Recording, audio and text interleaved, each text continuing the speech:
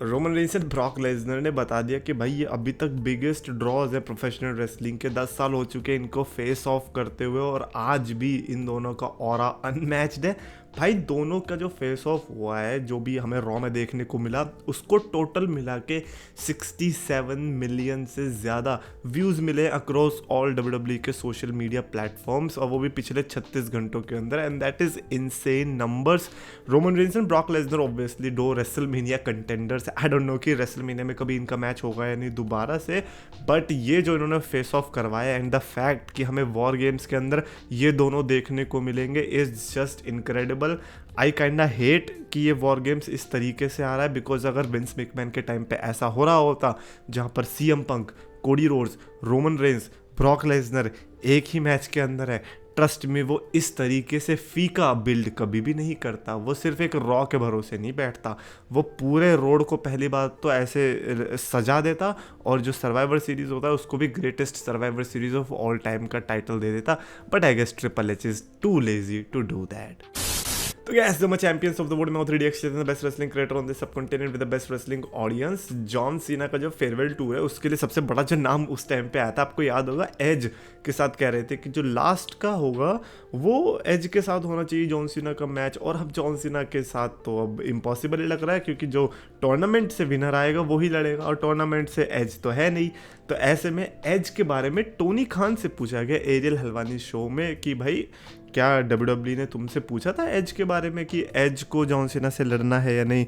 तो फिर टोनी खान ने बोला कि नहीं, ऐसा कभी भी नहीं हुआ, डब्ल्यूडब्ल्यूई ने कभी अप्रोच ही नहीं किया। मैंने कहा भाई ये तो डब्ल्यूडब्ल्यूई वाले बड़े सैवेज हो रहे हैं, मतलब एज को पूछा ही नहीं। सोचो निक नेमेथ, मैट कार्डोना को ले आए, आई थिंक वो भी इसीलिए क्योंकि वो इम्पैक्ट रेसलिंग और इन सब में थे, क्योंकि डब्ल्यूडब्ल्यूई सिर्फ ऑल एलीट रेसलिंग से अगर कोई है तो उससे कोई भी लिंक नहीं रखना चाह रही। बट टोनी खान ने एक और चीज बोली कि नेवर से नेवर, अगर डब्ल्यूडब्ल्यूई ने जॉन सीना के फेयरवेल टूर की डेट्स एक्सटेंड कर दी तो क्या पता।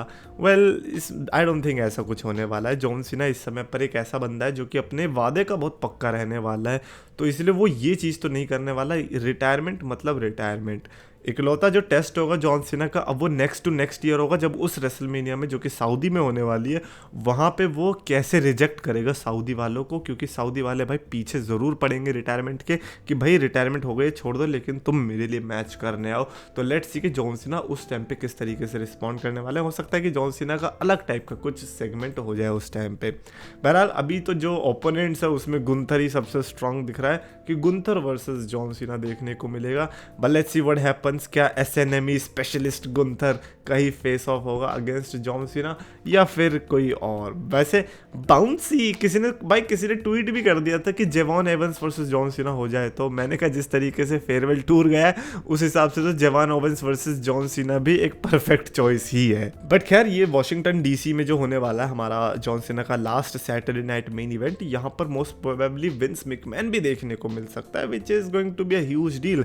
देखो शेन मैकमैन तो ऑलरेडी देखने को मिल गया, हालांकि टीवी पे नहीं दिखाया, but Shane McMahon was in the crowd, जो कि उन्होंने ट्वीट भी बताया कि भाई मैं यहाँ पे गया था जॉन सीना का फाइनल मैच देखने के लिए। अब जॉन सीना का फाइनल रॉ देखने के लिए। अब जॉन सीना का जो फाइनल मैच होगा उसमें अगर विंस मैकमैन भी की किसी तरीके से इन्वॉल्वमेंट ना हो तो बहुत वियर्ड लगेगा। बट टीकेओ देखो इस तरीके का बिजनेस है, वो विंस मैकमैन के साथ कोई भी एसोसिएशन नहीं रखना चाहेगी। तो चांसेस आर कि जिस तरीके से शेन मैकमैन क्राउड के अंदर गया है वैसे ही विंस मैकमैन भी हमें क्राउड में ही देखने को मिलेगा। और क्या पता शेन मैकमैन की एंट्री के बाद वो इतने सतर्क हो गए हो कि विंस मैकमैन को क्राउड में भी एंट्री ना मिले।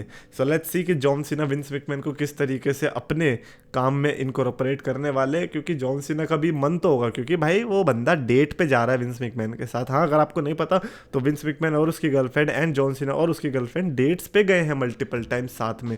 तो चांसेस आर कि विंस मैकमैन को वो चाह रहा होगा साथ में आए, लेकिन किस तरीके से आएगा वो देखने वाली बात होने वाली है। उसी के साथ साथ ड्रू मैकिंटायर ने ये जो ट्वीट डाला, पहले ट्वीट तो छोड़ो, पहले ये देखो भाई, Cody Rhodes, John Cena and CM Punk, who would have thought कि 2025 में ऐसे सेट ऑफ चैंपियंस देखने को मिलेंगे। एक ऐसा टाइम था जब हमें सेथ रॉलिंस और कोफी किंगस्टन जैसे वर्ल्ड चैंपियंस देखने को मिल रहे थे, और अब CM Punk, John Cena and Cody Rhodes है चैंपियंस। तो ये दैट इज समथिंग लाइक ऐसी मैं तो कहूँगा वो वाली पिक्स नहीं होती जिसको कैप्शन देते हैं कि WWE picks that goes hard, ये उन्हीं में से एक होने वाली है। हालांकि ड्रू मैकिंटायर ऐसा नहीं सोचता, क्योंकि ड्रू मैकिंटायर ने जो इसके लिए सोचा वो कुछ अलग ही था एंड काफ़ी एक्यूरेट, मतलब एक्यूरेट इन द सेंस कि मीम के सेंस में एक्यूरेट है। हालांकि मैं तो नहीं सोचता कि इन तीनों में से कोई भी ऐसा ड्रैगन है, तीनों भाई बड़े बड़े क्रेजी हैं यार ये तीनों। बट आई कांट बिलीव कि कोडी रोड्स इन दोनों से लंबा है। वाह यार, ये तो मेरे लिए नया है, मेरे को लगा था कोडी रोड्स छोटा है, बट यहाँ तो कुछ अलग ही सीन हो रहा है। बट एनीवेज ये था आज का थोड़ा बहुत जो मेरे को बात करने का मन था। बाकी मेरे को ये बताओ कि Roman Reigns and Brock Lesnar war games के अंदर है, डोंट यू थिंक कि अगर विंस मैकमैन के टाइम पे ऐसा होता तो ये बड़ी डील होती? कमेंट्स में लिखना, और आपको वीडियो पसंद है तो प्लीज लाइक करो, शेयर करो, चैनल सब्सक्राइब करो।